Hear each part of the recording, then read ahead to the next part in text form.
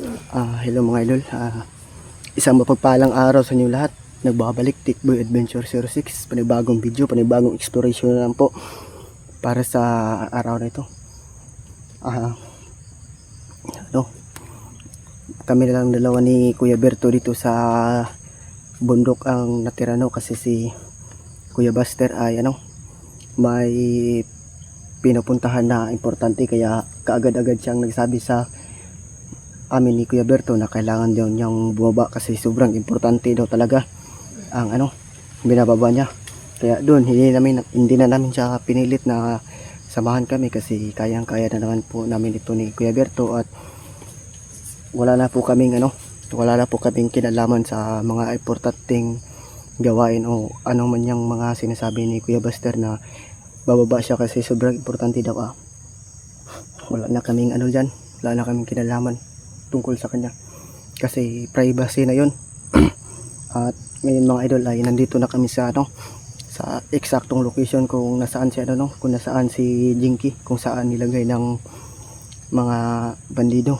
At saka nakontak na rin namin si Kuya William na nandito na kami malapit kay Kuya Jinky, at sinabi niya sa amin na papunta na daw siya, kaya yun, mag-aantay na lang kami ng ilang segundo o ilang oras para makarating siya.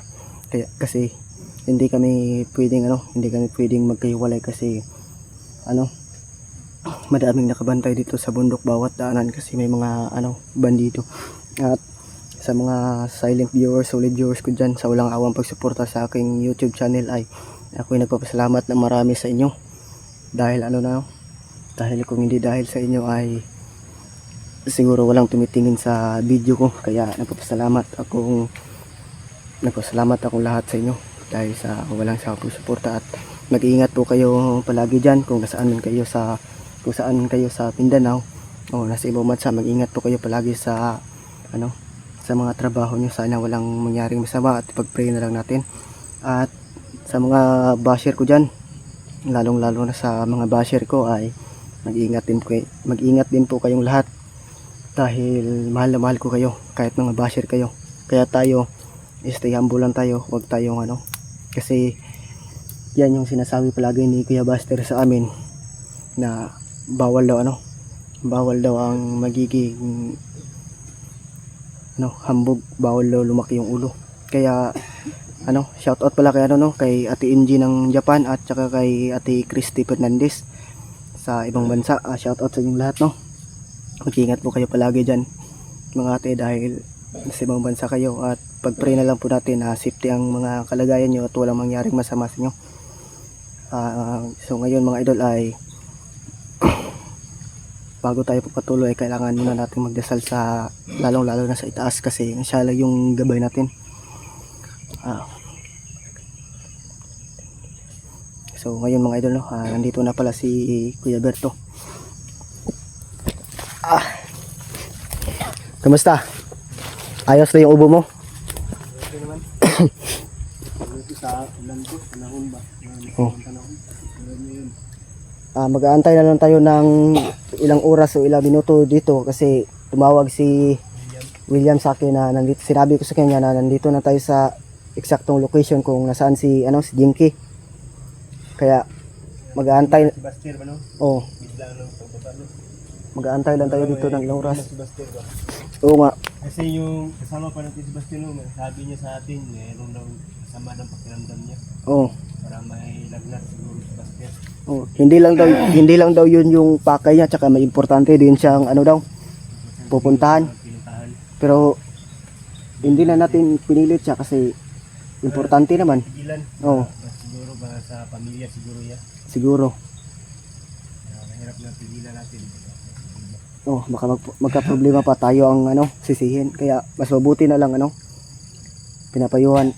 Sabi naman kay Kuya Buster mga idol na mag-iingat na lang siya sa pagbaba niya. Sana makababa siya ng ligtas. So yun mga idol, ay nakababa naman si Kuya Buster ng ligtas, At sana ay tawag niyo ba? At sana mga idol ay si William na lang yung inaantay namin. Kasi hindi kami pwedeng aalis kapag wala si Kuya William, dahil sabi ko sa kanya na nandito na kami sa eksaktong location kung nasaan si Jinky. Buko ba? At sana malapit na siya makarating o nasaan man ngayon. Sana magkikita na para magtulungan. Oh, yung ano ba? Sana nakita natin si Jinky, no? Oh. Sana hindi pa nilipat si Jinky para masundan natin ba. Kasi yung nakita natin sa upload niya, kawawa na si Jinky. Oo nga. Nilublob, Ano na yung nabugbog nila ba? Pinaparusahan lang masyado. nilublob ni Rambo ng ano, yung mukha ni Jinky nilublob ni Rambo sa ilog.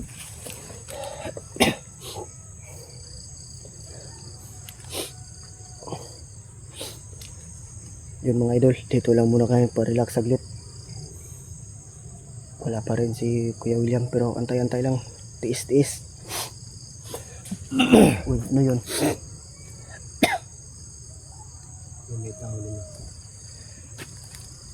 Yung baril ko ba nawala? Saan? Nawala sa ano? Hindi ko alam kung saan ko nilagay. Yan, dito.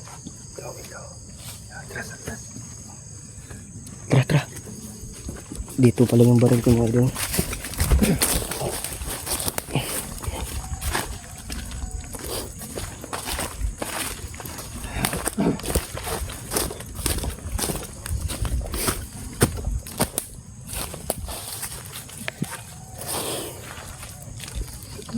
Lakad tayo na konti.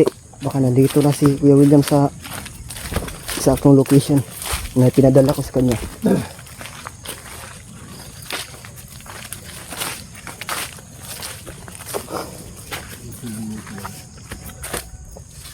Ulan init yung ano ba, yung trabaho natin pero ayos lang para naman to sa kasama natin na may ligtas. Oo. Walang problema, umaraw man o umulan, patuloy pa rin.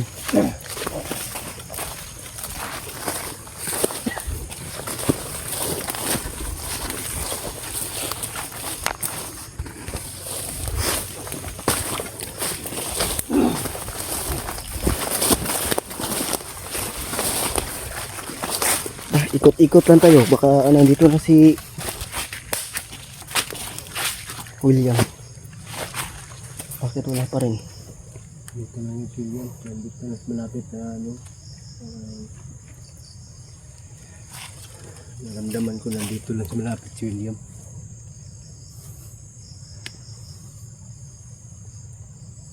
Kala ko si Kuya William, puno pala. Ano ito yung nakita mo? Lamok. Hindi ako naniniwala sa multo kasi kahit kailan hindi pa ako nakakita.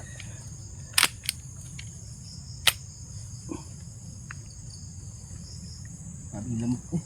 Sobrang dami nga. Marami ko napatay na lamok ngayon. No? Huwag mo nang alalahanin yan. Importante yung kasama natin, matulungan natin. Ganyan talaga dito sa bundok.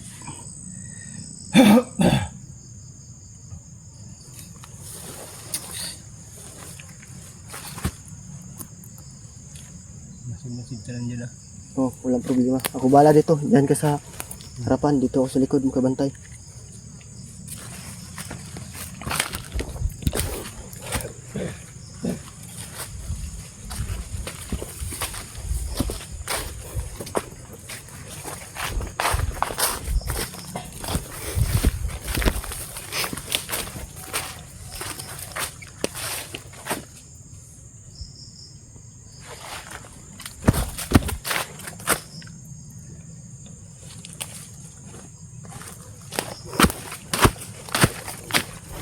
So yun mga idol, no? Maglalakad lang kami ng maglalakad lang kami dito dahan-dahan at sana ay nakita na natin si Kuya William para magkasama na ulit kami tatlo. Tsaka siya muna yung papalit kay Kuya Buster dahil bumabas kay Buster kasi importante daw.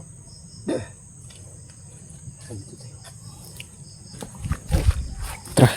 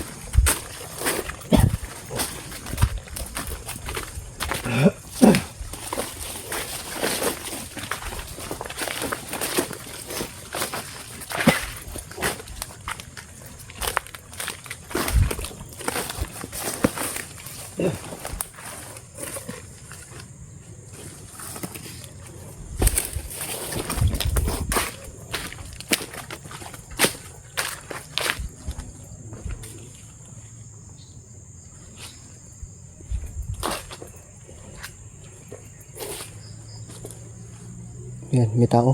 May tao. Napakagandang tanawin, no? Yun, no? Diyan tayo galing sa Ito, dyan tayo galing. sa tuktok ng bundok. Bumaba lang dito sa boundary.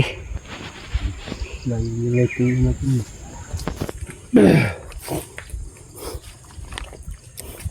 Ulan init, pero walang pipigil para sa mga kasamahan na mailigtas.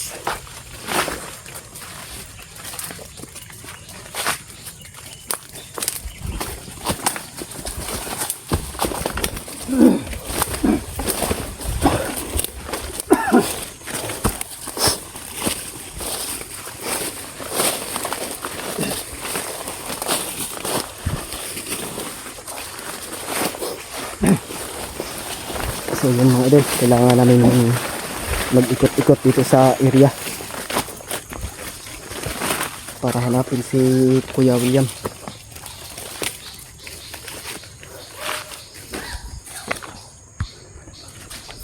May tao, may tao.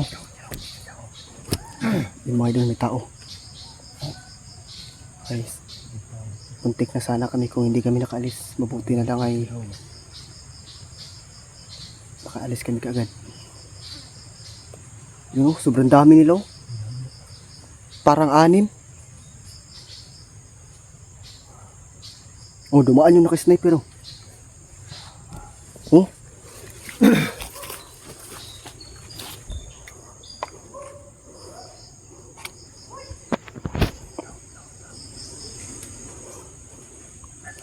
Wala makita. Buti na mga idol ay umalis kami kaagad. Parang may tawag ako.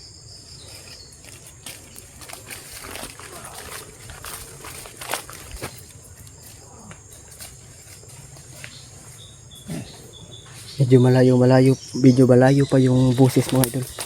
Hindi namin alam kung sino yung sino yung binugbog o hindi namin alam, baka pain lang. Pero hindi natin alam kasi hindi pa natin nakikita kung sino talaga. Bro, off ka lang sa tagadali bro.